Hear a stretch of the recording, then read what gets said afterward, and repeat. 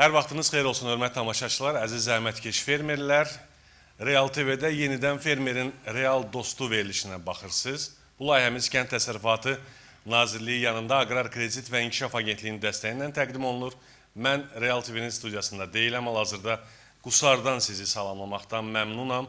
Qusarda aqrar sahədə dövlətin dəstək mexanizmləri panel müzakirəsini bugün sizə televiziya layihəsi olaraq təqdim edəcəyik. Burada onlarla fermerimiz, zəhmətkeşimiz əyləşib, Qusar cəmaatı əyləşib, sahibkarlar var, dövlət və özəl sektordan paneldə çıxış edənlər var. Mən fürsətdən istifadə edib bu layihənin ərsəyə gəlməsində müstəsna xidmətlərinə göstərdiyi dəstəyə görə Aqrar İnnovasiya Mərkəzinə təşəkkür edirəm. Qusar rayon icra hakimiyyətinə minnətdarlığımı bildirirəm və ümumiyyətlə bu tədbirlərə dəstək olan hər kəsə təşəkkür edirəm və əminəm ki, bugünkü panel müzakirəmiz və televiziya layihəmiz hamı üçün maraqlı olacaq. Vaxt itirmədən istəyirəm ki, burada paneldə fermerlərimizin qarşısında çıxış edəcək qonaqlarımı sizə təqdim edeyim. Beləliklə, Azərbaycan Dövlət Su Ehtiyatları Agentliyinin nümayəndəsi kimi Məzahir Əzizov, mən sizi salamlayıram, xoş gəlmişsiniz.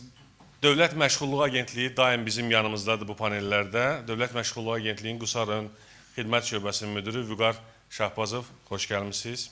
Dövlət Vergi Xidmətinin nümayəndəsi, 3 saylı ərazi vergilər idarəsinin vergi ödəyicilərinə xidmət şöbəsinin rəisi Allahverdiyev İlqar. İlqar müəllim, sizi də salamlayıram.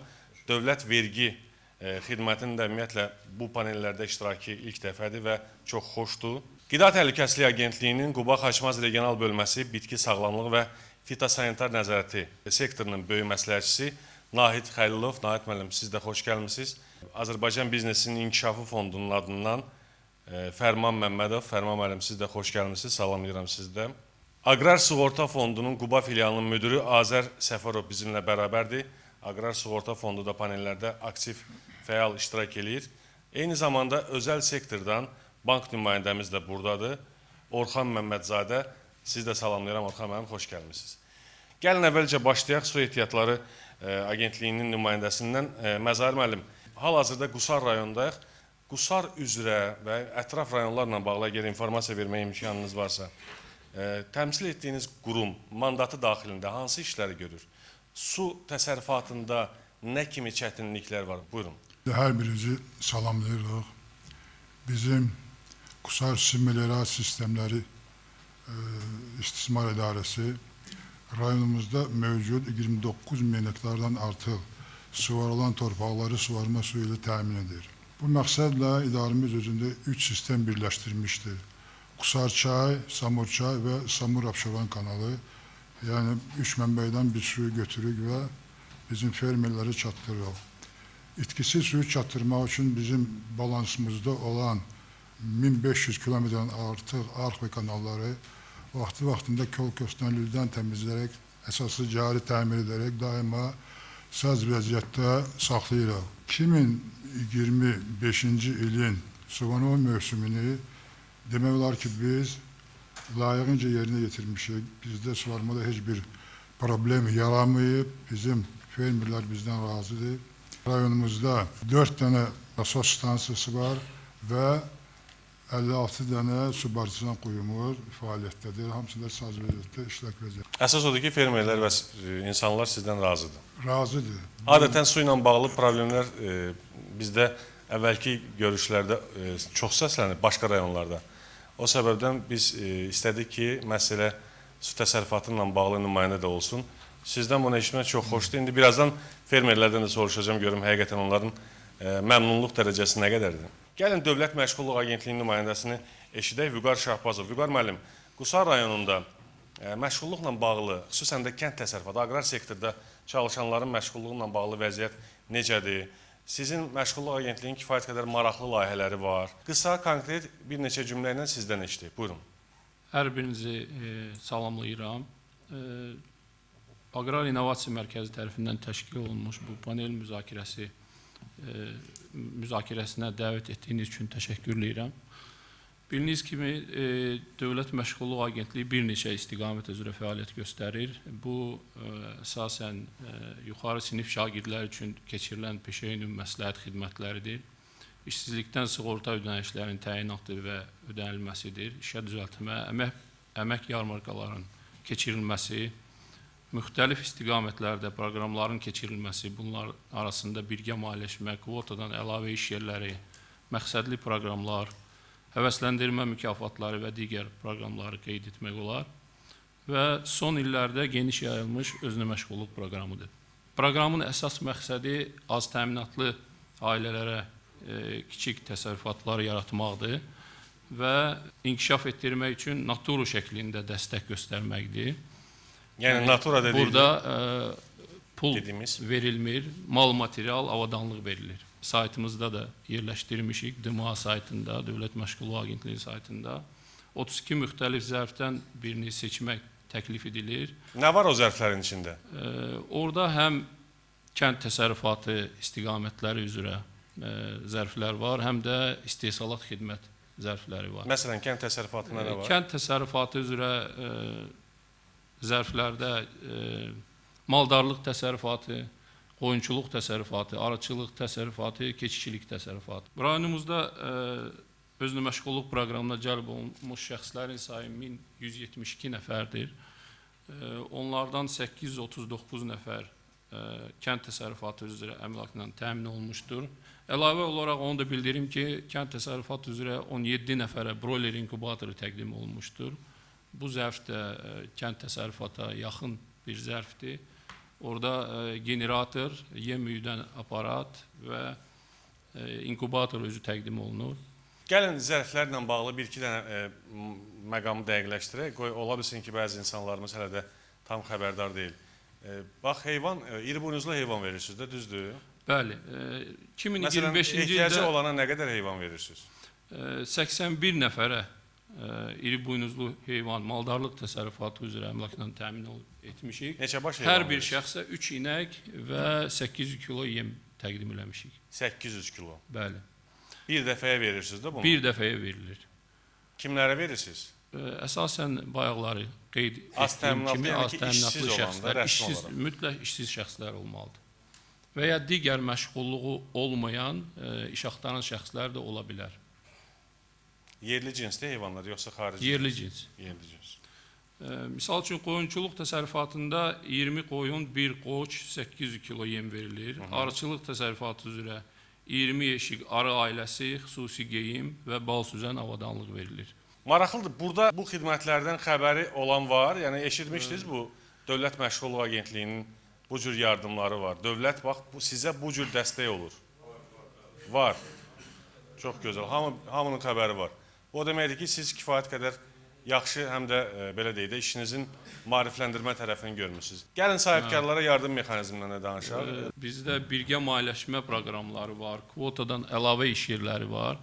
Hansısa sahibkar işçini götürəndə onun maaşın 50%-ni biz ödəyirik. O mütləq. Necə olur bu proses? Bunu sadə dildə və izah eləyin zəhmət olmasa. Məsələn, hansı bir kadr, işsiz bir kadr təhsilini başa vurmuş, gəlir rayona, müraciət edir məşğulluq mərkəzinə. Bu işsiz şəxsdir. Qeydiyyata alırıq həmin şəxsi. Mütəmadi olaraq sahibkarlarla bizim münasibətlərimiz var. Onlarda vakansiyalar yarandıqda bizə müraciət edirlər. Həmin müəssisələrin rəhbərləri və biz həmin işsizləri onlara təqdim edirik. Seçim aparırlar və həmin işsiz şəxsləri qəbul etdikdə həmin işçinin əmək haqqının 50%-ni biz ödəyirik. Təşəkkür edirəm. Çox sağ olun. Yeni bizə baxan, yeni qoşulan tamaşaçılara demək istəyirəm ki, biz hal-hazırda Qusar rayonundayıq. Qusarda fermerin real dostu ilə fermerlərlə, sahibkarlarla bu layihəni sizə, bu verilişi sizə təqdim edir. Aqrar sahədə dövlətin dəstək mexanizmləri, məhz bu panel burada təşkil olunub. Aqrar İnnovasiya Mərkəzi, Qusar rayon icra hakimiyyəti və digər dəstək göstərən qurumlara, həm də Qusar rayon Dövlət Aqrar İnkişaf Mərkəzinə, burada xüsusən qeyd edelim ki, fermerlərin bax burada iştirakına dəstək olub, iştiraklarını təmin edib, minnətdarlığımı bildirirəm. Biz davam edirik. Paneldə maraqlı söhbətlərimiz var hələ irəlidə. Gəlin ilk dəfə məhz bizim panellərdə iştirak edən Dövlət Vergi Xidmətinin nümayəndəsi İlqar Allahverdiyeviçdir. İlqar müəllim, sahibkarların vergi ilə bağlı nə kimi çətinliklər var? Xüsusən sahibkarları deyirəm. Söz verdiyiniz üçün təşəkkür edirəm. Qusar rayonu üzrə hal-hazırda yığışan aqrar sektorun biznes subyektlərini hər birini salamlayıram. O cümlədən bura gələn təşkilat agentliyi və dövlət qurumları nümayəndələrini hər birini salamlayıram. O cümlədən də bizə hal-hazırda Real TV vasitəsilə izləyən tamaşaçıların hər birini salamlarımızı çatdırıram. Nəzərinizə çatdırmaq istəyirəm ki, 3 saylı ərazi vergilər idarəsi İqtisadiyyat Nazirliyinin yanında Dövlət Vergi Xidmətinin regional bir idarəsi olmaqla hal-hazırda Quba, Qusar, Xaçmaz, Şabran rayonları üzrə deməli, regional vergi orqanı olaraq vergi ödəyicilərinin xidmət göstərilməsi, o cümlədən onların bildiyimiz vergilərin yığılması, fiskal büdcə siyasətinin həyata keçirilməsi sahəsində dövlətin siyasətini bu ərazidə həyata keçirir. Vergi sahəsində aqrar subyektlərə məcəllə üzrə, yəni qanunvericiliyin tələbləri üzrə 2004-cü ildən ardıcıl olaraq güzəşt və azad olma mexanizmləri nəzərdə tutulub, aqrar subyektlərə verilən bu güzəştlər onların gəlir və mənfəətdən, cümlədən müəyyən fəaliyyət sahələri üzrə ƏDV-dən azad edilməsi. Belə deyək də bir növ qısa desək, əmlak və torpaq vergisi. Əmlak da ki, yalnız kənd təsərrüfatı fəaliyyəti sahəsində istifadə olunan əmlaka görə deməli həmin subyektlər deməli əmlaka görə vergidən azad edilir. Torpaq vergisi istisna olmaqla digər vergi növlərindən azad edilmişdir. Vergi qanunvericiliyi kənd təsərrüfatı istehsalçılarını vergidən azad edilib, vergi və digər bu sahədə fəaliyyət üzrə əldə edilən gəlirlərdən, satışdan, o cümlədən satışdan kənar gəlirlərdən azad edilib. Arada fəaliyyət göstərən üçüncü şəxslər ki var, yəni istehsalçılardan məhsulu alıb satışını həyata keçirən, satış xəttinə verən şəxslər ki var, onlar birbaşa yəni adi qaydada vergiyə cəlb olunurlar. Halbuki onlar da yəni belə deyək də mütəmadi olaraq vergi nəzarəti ilə əhatə olunduqca, üzə çıxdıqca belə deyək, vergi hesablamasına məruz qalırlar. Vaxtında maliyyə öhdəlikləri icra etmədiklərinə görə maliyyə itkilərinə məruz qalırlar. Hal-hazırda vergi qanunvericiliyi baxımından, o cümlədən vergi qanunvericiliyinə bağlı digər qanunvericiliklərdə də bu sahə üzrə bir çox güzəşt və azad olma mexanizmi nəzərdə tutulub. ƏDV sahəsində kənd təsərrüfatında fəaliyyət göstərən subyektlərin kənd təsərrüfatı fəaliyyəti üzrə deməli xaricdən gətirdiyi, ixal etdiyi aqreqatlar ixalı və satışı vergidən azaddır, yəni ixal sahəsində ƏDV-dən azaddır. Damazlıq malların ixalı və satışı vergidən azaddır. Tinglərin, toxumluq tinglərin ixalı və satışı ƏDV-dən azaddır. O cümlədən gübrələrin, pestisidlərin ixalı satışı, bu kimi siyasi müəyyən edilmiş müəyyən məhsullar var ki, sırf kənd təsərrüfatı fəaliyyət sahəsinin inkişafı üçün ixalda ƏDV-dən azad edilib. O cümlədən mənfəət və gəlirdən də azad edilmə nəzərdə tutulub. Hal-hazırda belə deyək də, sahibkarların başa düşəcəyi dildə desəm, kənd təsərrüfatı fəaliyyət sahəsində yalnız daha çox sahibkarı əhatə edən muzlu işlə əlaqədar əmək haqqından əldə edilən gəlirlərə görə vergiyə cəlb etmə nəzərdə tutulub. Bu da ki, hal-hazırda 2026-cı il 1 yanvar tarixdən edilmiş dəyişikliyə əsasən 7 il müddətində əmək haqqından gəlir vergisindən azad olma nəzərdə tutulmuşdur. Neft-qaz sahəsində fəaliyyəti olmayan və dövlət sektorunda fəaliyyət göstərməyən subyektlər üçün 26 1 yanvar tarixdən etibarən onların gəlir vergisinə cəlb edilməsi, yəni o əmək haqqından vətəndaşlara ödədikləri, yəni belə deyək də işçilərə ödədiyi əmək haqqından gəlir vergisinin tutulması nəzərdə tutulmuşdur. 4 xidmət mərkəzi xidmətinizdədir, vergi ödəyicilərinin, vətəndaşların xidmətlərindədir. Üstəgəl Asan xidmət mərkəzimiz var, Asanda KOP xidmət mərkəzimiz, o cümlədən Futsidi Aqroparkda. Eyni zamanda 195 qaynar xəttimiz, yəni sizin hər zaman xidmətinizdədir. istifadəçilərin ixtiyarı. Nəzərinizə çatdırım ki, 195-in üzərində tək vergi orqanı deyil də, İqtisadiyyat Nazirliyi, gömrük, orada da hamısı. Bəli. Yəni, çox sağ olun. Buyurun. Minnətdarıq. İndi isə mən diqqətinizi çəkmək istəyirəm Qida Təhlükəsizliyi Agentliyinin nümayəndəsinin çıxışından Nahid Xəlilov. Nahid müəllim, salamlayıram sizi, xoş gəlmisiniz. Və istəyirəm ki, Qida Təhlükəsizliyi Agentliyi olaraq bu bölgədə, bu ərazidə fermerlərlə, sahibkarlarla, insanlarla necə işləyirsiniz, hansı xidmətləri göstərirsiniz, nə kimi yenilikləriniz var ki, bax buradan həm fermerin real dostuna baxan tamaşaçılara, eyni zamanda burada eləşən insanlarımıza çatdırmaq istəyərdiniz? Buyurun. Teşekkür ederim Ruslan müəllim.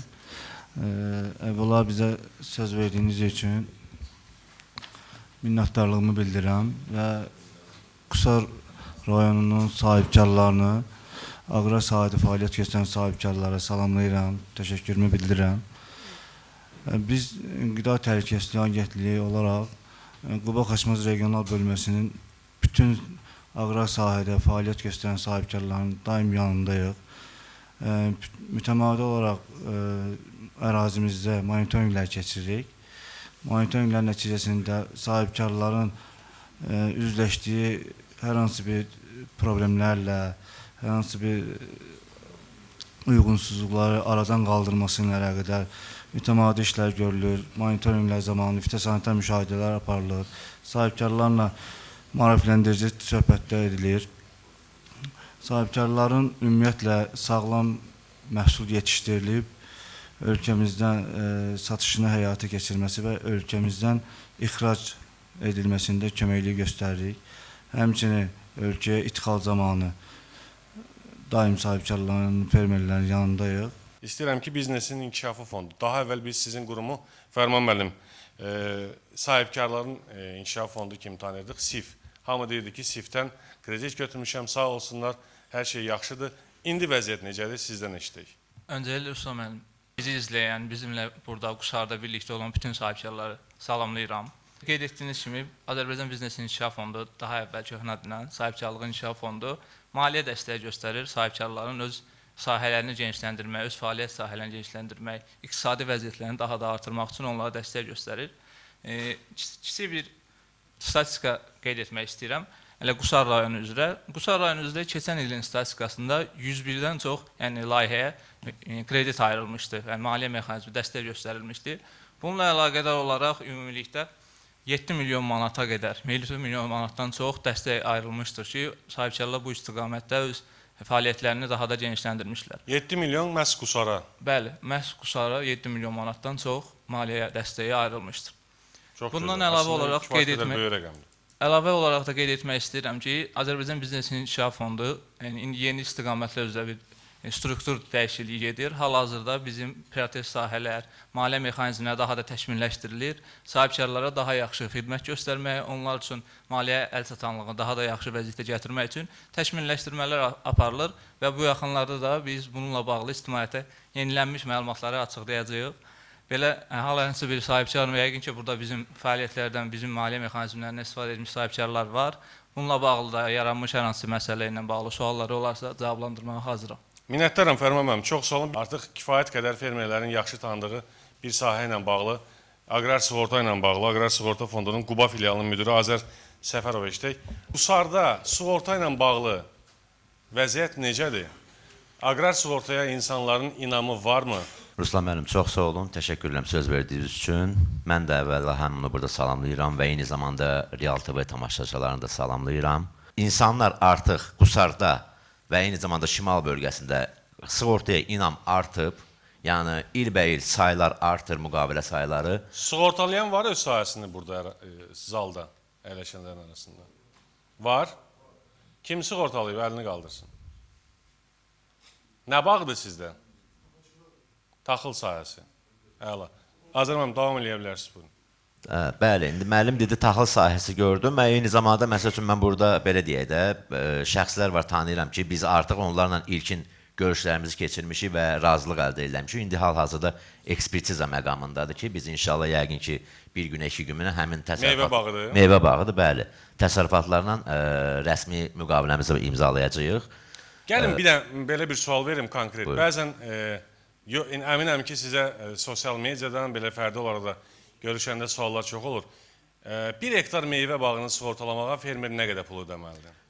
1 hektar meyvə Olsun şaftalı bağı və ya gilas ya fərqi yoxdur, nə olur olsun. Tamam, gəlin mən misalı belə deyək də, Alma bağı. müəyyən bir sığorta məbləğindən biz hesablamanı götürürük. Burada da təbii ki, bu fərqlilik yaradır. Çünki məhsuldarlıq və onun bazar qiyməti nəticəsində bir sığorta məbləği gəlir. Mən Həm də şərti misal... regionlara görə rəqəmlər dəyişir də yəqin ki. Bəli, əlbəttə ki, hər meyvəyə görə və eyni zamanda hər iqtisadi regionlara görə də burada rəqəmlər dəyişir. Qusar misalında bir meyvəni götürək və Qusar misalında məsəl üçün götürək indi alma dediniz. Alma məsəl üçün 1000 manatlıq almanı bugün sığortalamaq üçün, alma bağını 1000 manatlıq yəni məhsul verən alma bağını sığortalamaq üçün ortalama 48 manatdırsa, bunun da 50%-ni dövlət dəstəyi var. Yəni nəticə etibarilə fermer 24-25 manat ödəməklə 1000 manatlıq bir alma bağını sığortalaya bilər. Yəni sığorta məbləğini müəyyən etdikdən sonra, onun sığorta məbləğini müəyyən etmək üçün isə məsəl üçün həmin sahə, eyni zamanda sahədən gözlənilən məhsuldarlıq və həmin məhsulun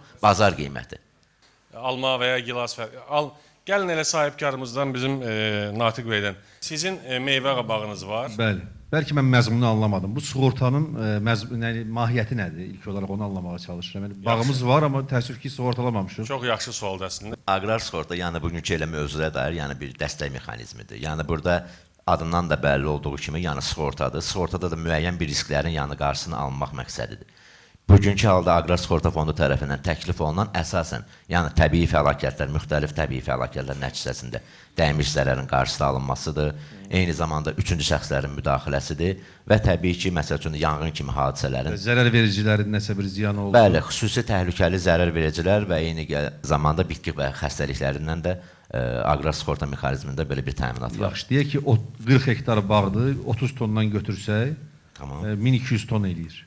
Yəni bunun qarşılığında hansı sığorta məbləği ödənməlidir və nə qarşılanacaq? Əslində çox yaxşıdır. Şəxs oturub və sizə suallarını verir və konkret cavabını istəyir. Bəli, bəli. Digərlər də qulaq alsın, bax konkret misal üzərində. Buyurun. 40 hektar 30 tondan dedik. Təqribən də Təqribən. Yəni 1 hektarın 30 ton nəzərdə tutulur. Elə düşünürəm, bəli. Bəli. Bu qeyd elədiyimiz kimi və bunun üzr istəyirəm, məsələn, həmin alma məhsulunu satış qiymətini təxminən ortalama 80 qəpikdən götürə bilərsiniz. 80 qəpikdə də Hansı bunu sortdur ki, o 80 qəpiyə satırsınız? 1 manata da olur. Bütün sortlar ortalama elə qiymətə gedir. Yəni soyuducuya qoyulmursa 1 manat civarında ticarət edilir.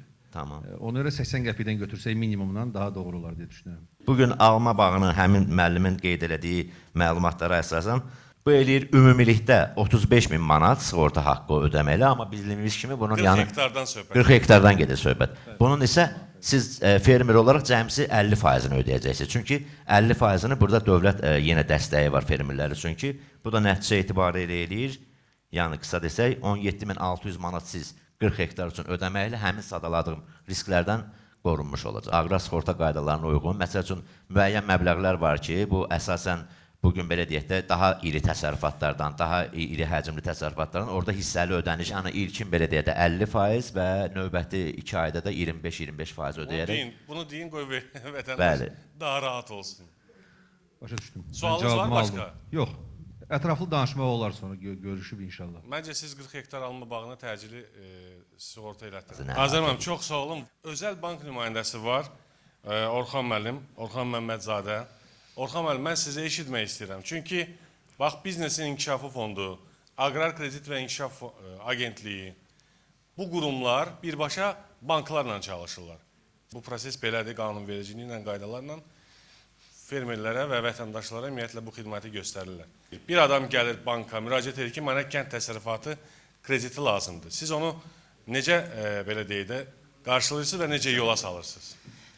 Mən də bütün tədbir iştirakçılarını, Real TV-nin tamaşaçılarını salamlayıram. Hazırda sırf şimal regionu üzrə məlumatlardan danışsaq, ümumi kiçik və orta sahibkarlığa ayrılan kredit portfeli şimal zonası üzrə 21 milyondur. Bu hardasa 3000 nəfərdən çox müştərini əhatə eləyir. Gəlin indi artıq Biznesin İnkişafı Fondu və ya Akiya xəttin olan kreditdən danışaq. Kreditlər Orada faiz dərəcələri aşağıdır da. faiz dərəcələri 5%. Yəqin ki, əməkdaşlar banka gələndə, yəni vətəndaşlar daha doğrusu, əməkdaşlarınız bu şəkildə deyir də, yəni Bəli. fərqi bilsin insanlar. 5, 6, 7, 5-7% də 8, kreditlər maksimum 12%-ləndir. Düzdür? Hətta bəli bu dəqiqə stenddə olan bukletlərimizdə də o məlumatlar əks olunub. Biz əks eləyirik. Çalışırıq ki, məlumat verək. Banka girən sahibkar əlindən götürdüyü birinci bukletdə bu fond vəsaitlərinin reklamını görür. Minnətdaram sizə, çox sağ olun. Dəyərli tamaşaçılar, hörmətli Fermerin real dostuna baxanlar, mən bir daha sizi salamlayıram. Qusardayıq. Açıq sual-cavab hissəsinə keçid alırıq. Kimin sualı varsa hal-hazırda müraciət edəcək və o suallara cavabını tapacaq. Buyurun Köçəri müəllim, eşidək sizi. Məşğulluq Agentliyinin nümayəndəsinədir sualım. Hazırda qayıdış proqramı start verilib və bizim bu insanların çoxsu artıq öz məkanlarına qayıdırlar. Orada əlbəttə ki, mal-qara saxlamaq Kəlbəcərin belə də Ənənəvi təsərrüfatlarından biri idi də. Onlar üçün orada şəraitin yaradılmasına da vəsait dəstəyi varmı? Bu tam ödənişsizdir ya qismən ödənişlə həyata keçirilir? Özünə məşğulluq proqramında ancaq əmlak verilir, naturu şəklində. Yəni orada tövlə tikmək, hər hansı nəsə tikmək üçün vəsait ayrılmır. 3 dənə inək, 800 kilo yem. O nəzərdə tutulub. Pulsuz. O pulsuzdur. Köçəri müəllim. Bunun üçün nə etmək lazımdır? Sizə müraciət Bunun üçün etmək lazımdır. işsiz olmaq lazımdır. Düzdür? İşsiz, yəni rəsmi olaraq bu adamın işsiz olmaq lazımdır. nə sahibkarlıq fəaliyyəti olmalıdır ümumiyyətlə? Qeydiyyata düşməlidir. Torpaq payı olan şəxs də müraciət edə bilər. Çünki torpaq payı olan şəxs işsiz deyil, o iş axtaran sayılır. Onlar da müraciət edə bilər. Əgər digər məşğulluğu yoxdursa. İSVA MMC-nin direktoru Samir Xeyirbəyev. Mən ilk öncə Kənd Təsərrüfatı Nazirliyi yanında Aqrar İnnovasiya Mərkəzinə, onun rəhbərliyinə təşəkkürümü bildirirəm ki, belə bir paneli bizim rayonumuzda təşkil edib. Mənim sualım yoxdur, müəyyən məsələlərlə bağlı bir neçə təklifim var. Aqrar Subsidiya Şurası ildə bir dəfə avqust ayında Kənd Təsərrüfatı Nazirliyində toplaşır və növbəti il üçün müəyyən subsidiyalar və dəstək proqramlarının müzakirə edirlər və təyin edirlər. Bəli. Mən xahiş edərdim ki, bu Aqrar Subsidiya Şurasının zamanını, vaxtını biraz önə çəksinlər, hardasa aprel ayına, may ayına. Ona görə ki, Subsidiya Şurası avqust ayında qərar qəbul edir, sentyabr ayında elan edir. Fermerlər bunu başa düşüb, müzakirə edib, fəaliyyətə başlayana qədər il bitir. İkinci bir məsələ vergi ilə bağlı. Bilirsiniz ki, kənd təsərrüfatı sahəsində daimi işçilər olur, bir də mövsümi işçilər olur. Vergi ilə yaranan problem sahibkarlarda ən ciddi problem işçi məsələsidir. Mövsümi işə cəlb olunan işçilər, onların qeydiyyata alınması prosesi. Bilirsiniz ki, məsələn, gilas bağında gilasın yığımı cəmi 3-4 gün çəkir. Yəni, ondan artıq o müddət çəkmir. Biz 3-4 gün ərzində işçi cəlb edirik, gilası yığır, biz bunu işə götürməliyik məcburi, hal-hazırdakı qanunla işə götürməliyik. Yəni günəmuz işçilərinə də. Bəli, günəmuz işçilərdən, mövsümi işçilərdən həmin işçini işə götürməliyik. Bu proses özü bir 10-15 gün çəkir. Ayın sonunda həmin işçi əmək haqqı ödəməliyik. Bu da bilirsiniz ki, uyğun gəlmir. Yəni işçi gəlir 3 gün işləyir, dərhal pulunu istəyir. Bunun mexanizmi, bir sadələşmiş bir mexanizmi qura bilsəniz daha gözəl olur. Yəni müəllim demək istəyir ki, 3 günə mən adama niyə kart açdırmalıyam? Misal üçün də sadə dildə desin. Qanunvericilikdə mövcuddur belə bir hal. Cənab Prezident tərəfindən 2016-cı il dekabr tarixli nağdsız hesablaşma haqqında qanun var. Orada qeyd olunub, orada hətta nəqd və nəqdsiz əməliyyatların limitləri müəyyən olunub. Həmin o işçilər üzrə aparılan nəqd əməliyyatlar belə gündəlik səhv eləmirəmsə 30 manat limit müəyyən olunub onlar üçün. Həmin 30 manat limit həmin o nəqd əməliyyatlara belə daxil edilmir. Yəni nə qədər adama 30 manat gündə verə bilərsiniz? Mövsümi fəaliyyətlə məşğul olan şəxslər üçün nəzərdə tutulub. Nağdsız hesablaşma haqqında Azərbaycan Konstitusiyanın qanunu mövcuddur. Bilavasitə kənd təsərrüfatı fəaliyyəti ilə məşğul olan şəxslər üçün 3-cü maddədir, səhv eləmirəmsə. Nağdsız hesablaşma haqqında Azərbaycan Respublikasının qanunu. Bəli, İnternetdə Samir müəllim baxın həmin qanunun neçənci maddəsi. Orada kənd təsərrüfatı fəaliyyəti ilə məşğul olan şəxslərdə belə bir halda qeyd olunub ki, bəli, həmin şəxslər əmək müqaviləsi deməyək, mülki hüquq xarakterli müqavilələr də bağlayıb işləyə bilər. Mülki müqavilə vətəndaşla sahibkar arasında ola bilər. Bunu bağlayıb işləmək olar. Sizin sualınız var. Zəhmət olmasa özünüzü təqdim edin. Eyüp Səfərov, Mirzəbəyoğlu. Bir 10 hektar 6 illik bağı mən çıxartdım. Kəsdim, çıxartmadım, kəsmişəm və ora calamışam təzədən. Nə bağıdır? Alma bağı. Alma bağı. Növünü dəyişmişəm. Qaladan dəyişmişəm Gran Smithə. Bunu mən sual vermək istəyirəm. Bunun aqibəti nətər olur da? Yəni bu təzə bağ sayılırmı? Siz yəqin ki, bunu subsidiya nöqteyi nəzərindən soruşursunuz. Bəli, bəli. Sizin məsələni qeydiyyata aldıq. Biz bununla bağlı ən qısa zamanda dəqiqləşdirib şöbədən mütəxəssis olaraq görək bu necə tənzimlənir qaydalarda. Belə, dəyərli fermerlər, əziz zəhmətkeşlər və bizə baxan tamaşaçılar, Qusar rayonundan verilişimiz yekunlaşmaq üzrədir.